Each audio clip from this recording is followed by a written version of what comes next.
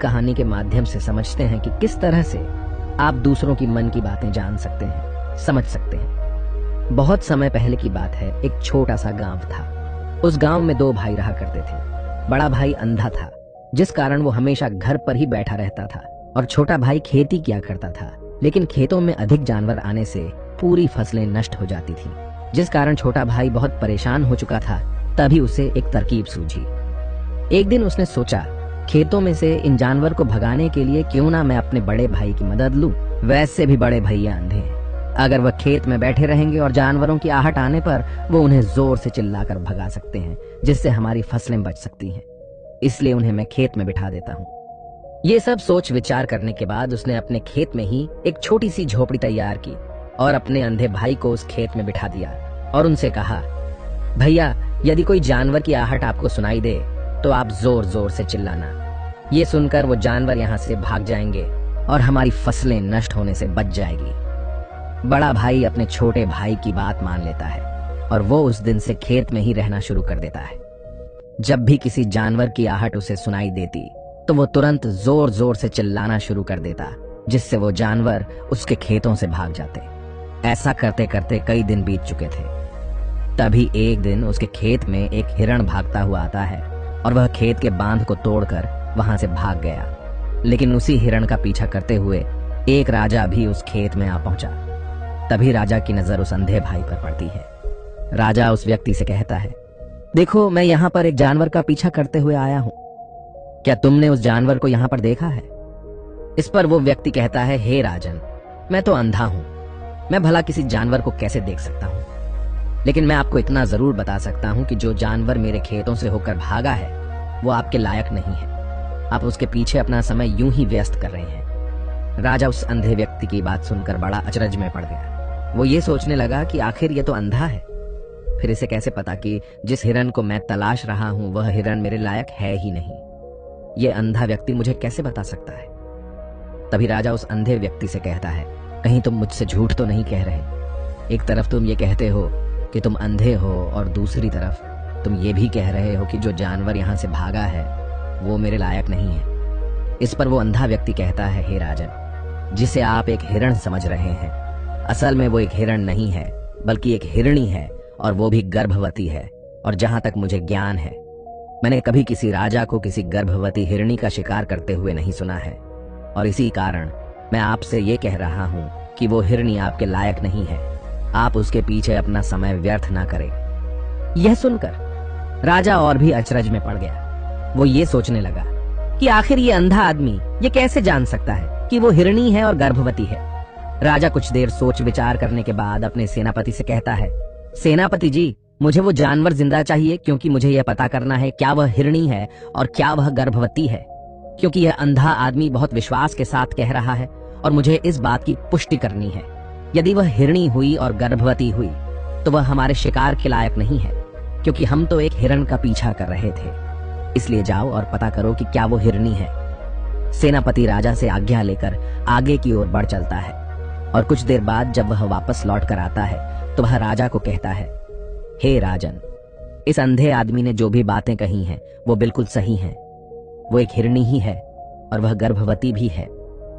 यह सुनकर राजा आश्चर्यचकित रह गया। उसे समझ नहीं आ रहा था कि आखिर अंधा आदमी कैसे पता कर सकता है कि वह जानवर एक हिरणी है, और तो और वह गर्भवती है। भला एक अंधा आदमी यह कैसे देख सकता है, यह कैसे जान सकता है? आखिर इसे यह कैसे पता चला? ऐसे कई सारे प्रश्न अब राजा के मन में उमड़ने लगे। अब राजा ने यह ठान लिया था कि मुझे इस बात की तह तक पहुंचना ही है कि आखिर यह अंधा आदमी कैसे जानता है कि वह जानवर एक हिरणी है।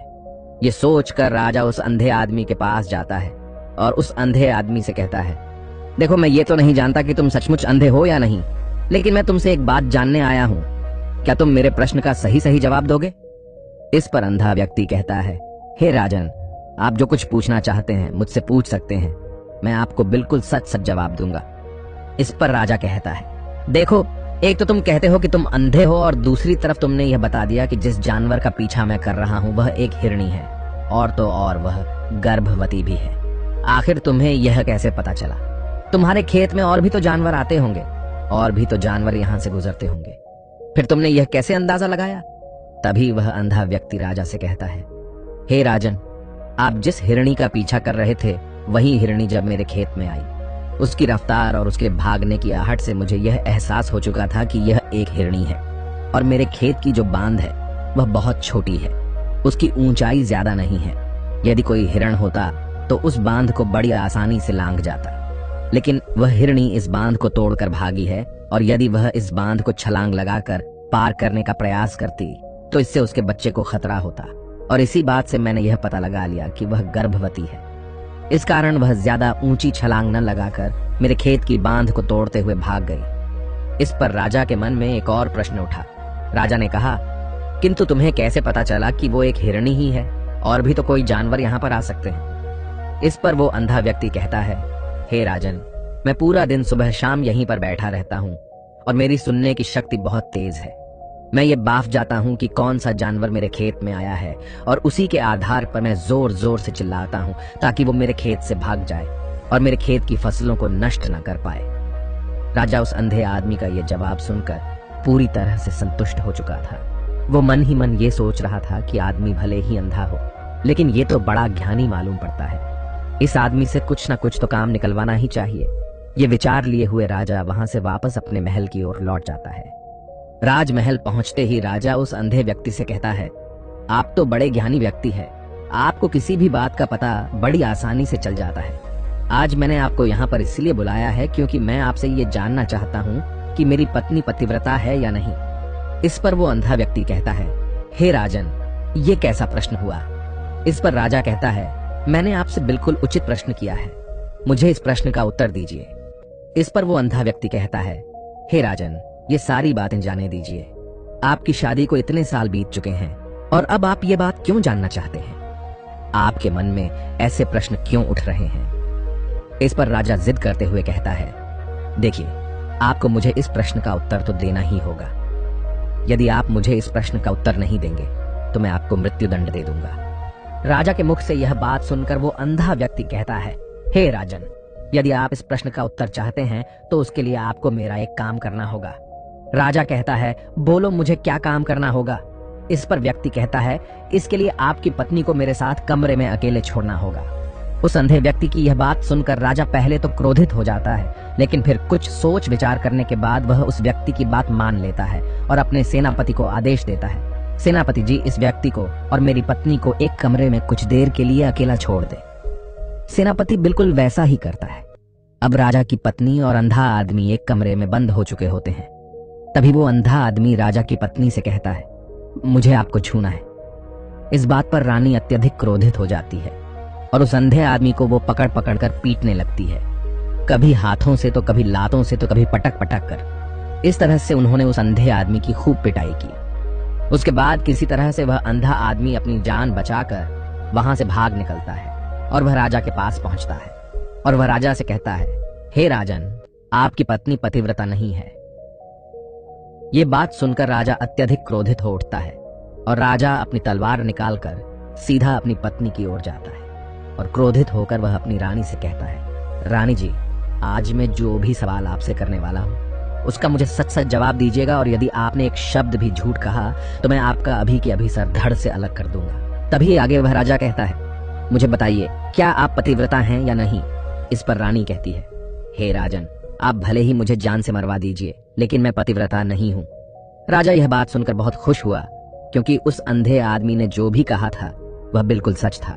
यह बात सुनकर तुरंत ही राजा उस आदमी के पास पहुंचता है और आकर उस अंधे आदमी से कहता है, तुम्हें कैसे पता चला कि मेरी पत्नी पतिव्रता नहीं है? इस पर वह अंधा आदमी कहता है, हे राजन, बड़ी सीधी सी बात है।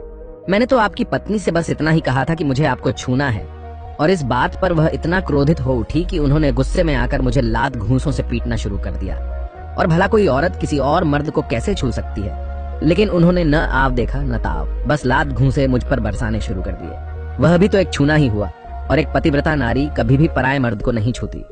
जब मैंने उसे छूने के लिए कहा था तो वह उस वक्त मुझे मना कर सकती थी, लेकिन उन्होंने तो मुझे पीटना शुरू कर दिया और देखते ही देखते उन्होंने मेरे पूरे शरीर को छू लिया। अब आप ही बताइए, ऐसी स्त्री भला पतिव्रता कैसे हो सकती है? इस पर राजा कहता है, तुम तो बड़े ज्ञानी मालूम पड़ते हो। अच्छा ठीक है, चलो तुम मेरे एक प्रश्न का और जवाब दो। यदि तुमने मुझे इस प्रश्न का सही सही जवाब दे दिया तो मैं तुम्हें यहाँ से जाने दूंगा। आगे राजा उस अंधे आदमी से कहता है कि तुम मुझे यह बताओ, क्या मैं सच में अपने पिताजी का ही बेटा हूँ या फिर किसी और का? इस पर वह अंधा भी कहता है, हे राजन, इस बात से आपका क्या लेना देना? आप किसी की भी औलाद हो, आखिर आप हैं तो इस राज्य के राजा, इसलिए इस प्रश्न को जाने दीजिए। लेकिन राजा कहता है, नहीं नहीं, मुझे इस प्रश्न का सही सही जवाब चाहिए, अन्यथा यह प्रश्न मुझे हमेशा परेशान करता रहेगा। इसलिए मैं इसका सही सही जवाब जानना चाहता हूँ। यदि तुम इसका सही सही जवाब दे देते हो तो तुम यहाँ से जा सकते हो, मैं तुम्हें नहीं रोकूंगा। इस पर वह अंधा आदमी कहता है, हे राजन, इसके लिए तो मुझे आपके माँ के पास भी जाने की कोई आवश्यकता नहीं है। मैं आपको अभी अभी यह बता सकता हूँ कि आप किसकी औलाद हैं, लेकिन उससे पहले मैं चाहता हूँ कि आप मुझसे एक वादा करें कि आप मुझ पर क्रोध नहीं करेंगे। राजन ने कहा, मैं तुमसे वादा करता हूँ, मैं तुम पर क्रोध नहीं करूंगा। इसके बाद वह अंधा आदमी राजा से कहता है, हे राजन, आप है तो अपने ही पिता के पुत्र, लेकिन आप पर एक कंजूस सेठ की छाया पड़ी हुई है। यह सुन राजा बहुत क्रोधित हो उठा और वह तुरंत तलवार निकालकर अपनी माँ के पास जा पहुंचा। वह वहां पर पहुंचने के बाद अपनी माँ से कहता है, माँ, मुझे सच सच बताइए, क्या मैं अपने ही पिता का पुत्र हूँ या नहीं? यदि आपने मुझे सही सही नहीं बताया तो वह यहीं पर अपने प्राण त्याग दूंगा। मुझे बताओ क्या सच है? इस पर उस राजा की माँ कहती है, बेटा, तू है तो अपने ही पिता का पुत्र, लेकिन तुम्हारे ऊपर एक कंजूस सेठ की छाया पड़ी हुई है। जब मैं एक बार नहाने के बाद अपना मुंह आईने में देख रही थी, तभी उस कांच के पीछे मुझे एक कंजूस सेठ नजर आता है और उसी की छाया तुम पर पड़ चुकी है। ये सुन राजा बहुत खुश हो जाता है और वह तुरंत दौड़ा दौड़ा वापस उस अंधे आदमी के पास पहुंचता है और उस अंधे आदमी से कहता है, तुम्हें यह कैसे पता चला कि मुझ पर एक कंजूस सेठ की छाया पड़ी हुई है? इस पर वह आदमी कहता है, हे राजन, आपने मुझसे कई सारे सवाल पूछे जिनका जवाब मैंने आपको सही सही दिया है। यदि कोई और राजा होता तो मुझे इसके बदले में ढेरों सारे इनाम मिल चुके होते, लेकिन अब तक आपने एक फूटी कौड़ी तक नहीं दी है। इस बात से ही मैंने अंदाजा लगा लिया था कि आप बहुत कंजूस हो। यह बात सुनकर राजा जोर जोर से हंसने लगा और कहता है कि आप जो भी मांगेंगे वह मैं आपको अवश्य दूंगा, लेकिन मुझे यह बताओ कि तुम्हें कैसे पता चल जाता है कि कौन सी बात सही है और कौन सी गलत? तुम किसी भी बात का इतना सटीक और सही जवाब कैसे दे पाते हो? इस पर वह अंधा आदमी कहता है, हे राजन, मैं तो वैसे ही अंधा हूं। यदि मेरी आंखें होती तो मैं किसी की भी मन की बातें बड़ी सरलता से जान लेता।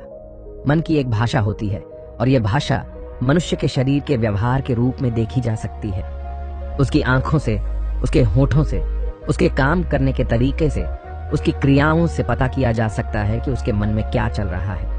उसके आधार पर हम किसी के भी मन की बातें जान सकते हैं। लेकिन मैं तो अंधा हूं, मैं देख नहीं सकता, इसलिए मैं क्रियाओं से देखता हूं।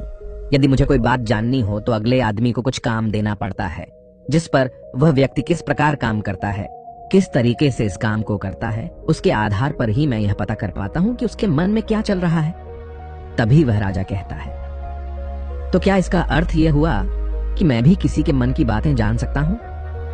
इस पर वह अंधा आदमी कहता है, हे राजन, अवश्य आप भी किसी भी व्यक्ति के मन की बात जान सकते हैं, किंतु उससे पहले आपको अपने ऊपर काम करना होगा और वह काम है अपने मन को शांत करना, अपने मन को वर्तमान में लाना होगा, जिसके लिए मैं आज आपको 3 तरीके बताने वाला हूं। और ये तीनों ही तरीके बड़े ही आसान और सरल हैं। किंतु हे राजन, उससे पहले आपको एक काम करना होगा, अपने मन को एकाग्र करना होगा। जब हम अपने मन को एकाग्र करते हैं, अपने मन को वर्तमान में लाते हैं, तो हम दूसरे के मन की बात जान सकते हैं, क्योंकि वह आदमी अभी भी अपने मन में वर्तमान में ही सोच रहा है और हमें भी मन को वर्तमान में ही लाना होगा, तभी हम उसके मन की बातें जान सकते हैं। यदि हम अतीत में हुई घटनाओं के बारे में सोच रहे हैं तो वह जो अगला आदमी वर्तमान में सोच रहा है, वर्तमान में अपने मन में बात कर रहा है, वह हम कैसे जान पाएंगे? क्योंकि हम तो अतीत की घटनाओं में डूबे हुए हैं। इसलिए किसी के भी मन की बात जानने के लिए सबसे पहले हमें हमारे मन को एकाग्र करना होगा, उसे वर्तमान में लाना होगा। आगे वह व्यक्ति राजा से कहता है, हे राजन, जो 3 तरीके मैं आपको बताने वाला हूँ, इन 3 तरीकों से बड़ी आसानी से किसी के भी मन की बातें जान सकते हैं। उसके बाद वह अंधा आदमी राजा से कहता है, हे राजन, जो सबसे पहला तरीका है वह है आंखों पर ध्यान देना। किसी व्यक्ति से बात करते वक्त उसकी आंखों में देखना, उसकी आंखों पर ध्यान देना जो सबसे ज्यादा जरूरी है, क्योंकि आंखें बोलती नहीं पर बहुत कुछ कह जाती हैं। यदि हम किसी व्यक्ति की आंखों के इशारों को समझना सीख जाएं, हम यह जान पाएंगे कि व्यक्ति के दिमाग में क्या चल रहा है, वह क्या सोच रहा है और अभी वह क्या करने वाला है। मेरे पास आंखें नहीं हैं, लेकिन मैंने अपने गुरु से यह विद्या सीखी है, क्योंकि बहुत सालों पहले मेरे पास आंखें थीं और मैं उस वक्त लोगों के मन की बातें केवल उनकी आंखों से ही जान लेता था। इसलिए यदि आप भी दूसरों की मन की बातें जानना चाहते हैं तो आपको भी उनकी आंखों पर गौर करना चाहिए, जैसे कि उनका आकार कैसा है, वह कब, कहां और किधर देख रहे हैं। यदि उसकी आंखें यहाँ वहां घूम रही हैं, जब आप उससे बातें कर रहे हैं तो वहां वह इधर उधर मोड़ रहा है, कभी ऊपर तो कभी नीचे या कभी आसपास, या फिर उसकी आंखें खुश नजर आ रही हैं या फिर आंखें निराश नजर आ रही हैं, जैसे कि चोर होता है। उसकी आंखों में जब हम देखते हैं तो हमें यह पता चलता है कि अगले आदमी ने कोई गलती की है।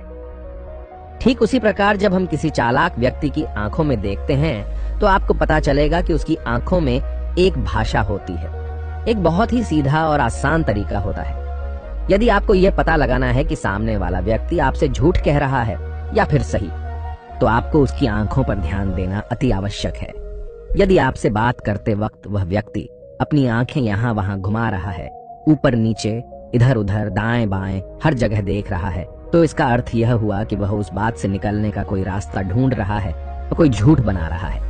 यदि सामने वाला व्यक्ति आपसे कुछ झूठ कहने का प्रयास कर रहा है तो वह आपसे नजर नहीं मिलाएगा। वह यहाँ वहां देखेगा, ऊपर नीचे देखेगा, लेकिन वह आपकी आंखों में आंखें डालकर कभी नहीं देख पाएगा, क्योंकि उसे डर है कि यदि उसने आपकी आंखों में आंखें डालकर देखी तो उसका झूठ पकड़ा जाएगा और लोगों को सच्चाई का पता चल जाएगा। और इसी प्रकार कुछ और भी भाषाएं होती हैं। जब आप किसी की आंखों में आंखें डालकर यह देखना शुरू कर देंगे कि उसके हाव भाव क्या है, ठीक उसी प्रकार चेहरे के हाव भाव होते हैं, जिससे हम मन की बातें बड़ी आसानी से समझ सकते हैं और इन्हें भी समझना बहुत जरूरी है। कभी कभी कोई व्यक्ति अपने चेहरे से जैसे आंख, होंठ और बहुत से कुछ अलग अलग व्यवहार करता है। यदि आप किसी व्यक्ति के चेहरे में गौर करेंगे तो आप आसानी से समझ पाएंगे कि वह व्यक्ति निराश है, जब व्यक्ति बहुत उदास है, या फिर वह बहुत खुश है, या फिर उसे कोई बहुत बड़ा दुख है। वह अपने अंदर क्या महसूस कर रहा है, ये सारी बातें हम उसके चेहरे के हाव भाव से पता कर सकते हैं। फिर चाहे इंसान जुबान से कुछ बोले या ना बोले, लेकिन आप उसके चेहरे से सब कुछ पता कर सकते हैं। आगे व्यक्ति राजा से तीसरा तरीका बताते हुए कहता है, हे राजन, इसी प्रकार तीसरी भाषा भी है, अर्थात तीसरा तरीका भी है, और वह है हाथों के इशारे और शरीर का व्यवहार। मन की बात समझने के लिए हमें हाथ के इशारे और शरीर के व्यवहार को समझना बहुत आवश्यक है। कोई व्यक्ति जब बात करता है तो आपने देखा होगा कि वो अपने हाथों को हिलाता रहता है, अपने हाथों से इशारा करता रहता है। बातों के साथ साथ अपना शरीर का जो व्यवहार है, अर्थात बॉडी लैंग्वेज, उसका भी पूरा उपयोग करता है, जिससे हमें यह पता चल पाता है कि वह व्यक्ति हमारी बातों पर कितना ध्यान दे रहा है और उसके मन में क्या चल रहा है। शरीर के व्यवहार को देखने के लिए उसके हाथ मटकाने, शरीर मटकाने और चेहरे पर बार बार हाथ लाने, हाथों का एक दूसरे से मसलना, ऐसी बहुत सी क्रियाएं होती हैं, उस पर हमें ध्यान देना अति आवश्यक है। मन की बात को समझने के लिए हमें शरीर के व्यवहार को भी समझना पड़ता है। यदि हम इन 3 तरीकों को सही तरीके से ध्यान देकर इन 3 तरीकों को अच्छे से समझ लेते हैं तो हम बहुत जल्दी किसी भी व्यक्ति के मन की बातें बड़ी सरलता और सहजता से जान सकते हैं। इसलिए यदि आपको किसी के मन की बातें जानी है तो आपको उसकी आंखों पर, उसके चेहरे पर, उसके शरीर के हाव भाव को और उसके हाथों को ध्यानपूर्वक देखना और समझना होगा, जिससे आप यह समझ पाएंगे कि आखिरकार उसके मन में क्या चल रहा है और वह क्या सोच रहा है। लेकिन उनसे पहले आपको अपने मन को एकाग्र करना होगा, शांत करना होगा और अपने मन को वर्तमान में लाना होगा। तभी आप उस व्यक्ति की इन सभी क्रियाओं पर ध्यान दे पाएंगे, उन्हें समझ पाएंगे। अन्यथा आप यदि अतीत की घटनाओं में व्यस्त हैं, भविष्य की योजनाओं में व्यस्त हैं, तो आप उस व्यक्ति के हाव भाव पर कभी ध्यान ही नहीं पाएंगे और न ही आप कभी यह समझ पाएंगे कि आखिर उस व्यक्ति के मन में क्या चल रहा है, वह क्या सोच रहा है। आपने देखा होगा कि ऐसे कई बड़े संत महात्मा हैं जो बड़ी ही शांति से आपको देखते हैं और आपको देखकर ही ये बता देते हैं कि आपके मन में क्या चल रहा है, आप उनसे क्या जानने आए हैं। और इसका सबसे बड़ा प्रमुख कारण यही है कि वह आपको पढ़ सकते हैं, आपको समझ सकते हैं, आपकी मन की बातें जान सकते हैं, क्योंकि उनका मन एकाग्र है, शांत है, और यही कारण है कि वह आपके मन की बातें बड़ी सरलता से समझ जाते हैं।